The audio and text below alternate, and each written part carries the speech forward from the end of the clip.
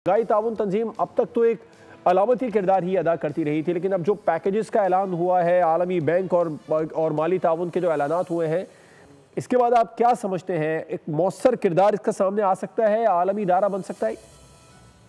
देखिए, एससीओ में बड़ी ही इम्पोर्टेंट बातें की गई हैं, खास तौर पे ये फाइट अगेंस्ट टेररिज्म, और उसमें पाकिस्तान के किरदार को बड़ा सराहा गया।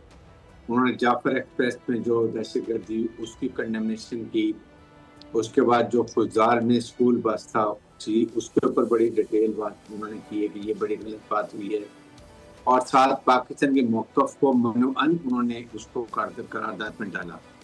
दिस स्पीक्स के एचसीओ में तमाम ममालिक एक साइड छोड़ दें, इंडिया को तो भी डोंट काउंट, क्योंकि ये तो एक ग्लोबल टेररिस्ट मुल्क है, इसकी तो बात नहीं करते।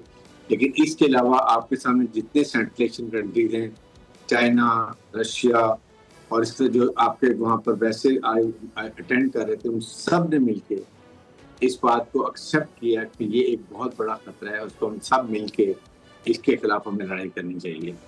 और Pakistan is the front runner. Pakistan is the only country जो टेरर के खिलाफ सिंगल हैंडेडली लड़े थे, और यही अमेरिकन ने इस दफा रियलाइज किया, फील्ड मार्शल गए थे स्टेट डिपार्टमेंट में, तो वहां जाके यही बात की कि this is what's happening, how India is destabilising, कैसे हम विक्टिम ऑफ टेररिज्म हैं। हमने एक तकरीबन 1,90,000 1 लाख के फौजी सिविलियन शहीद हुए हैं, हमने $150 बिलियन का इकोनॉमिक लॉस किया है, स्टिल वी फाइटिंग अगेंस्ट जो कि अमेरिकन वेपन एम्यूनिशन $7 बिलियन का छोड़ के आ गए हैं। इसके बेस के ऊपर उन्होंने हमारी बात को समझा, और उन्होंने BLA को terrorist international terrorist organisation declare किया। इंडिया को उनको समझ आ गई कि इन्होंने कनाडा में क्या किया है, अमेरिका में क्या किया है, ब्रिटेन में क्या किया है, ऑस्ट्रेलिया में क्या किया है, पाकिस्तान में पुलिस शहीद किए हैं जो कश्मीर कॉज को सपोर्ट करते थे।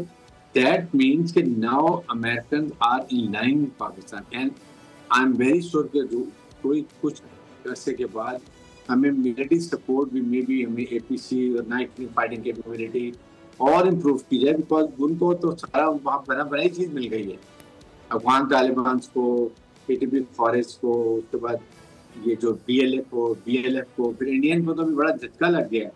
ईरान ने उनको निकाल दिया, इसका मतलब BLF की वहाँ ट्रेनिंग होती है जो 4 बार में वो ख़त्म हो गई है।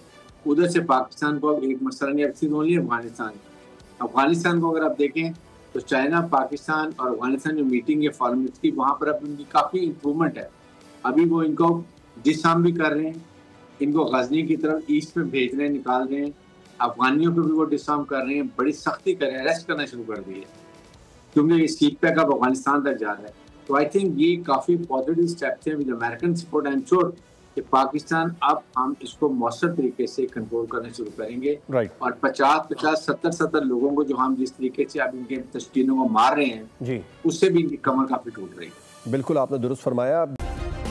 सब्सक्राइब करें और बेल दबाएं ताकि कोई खबर रह न जाए।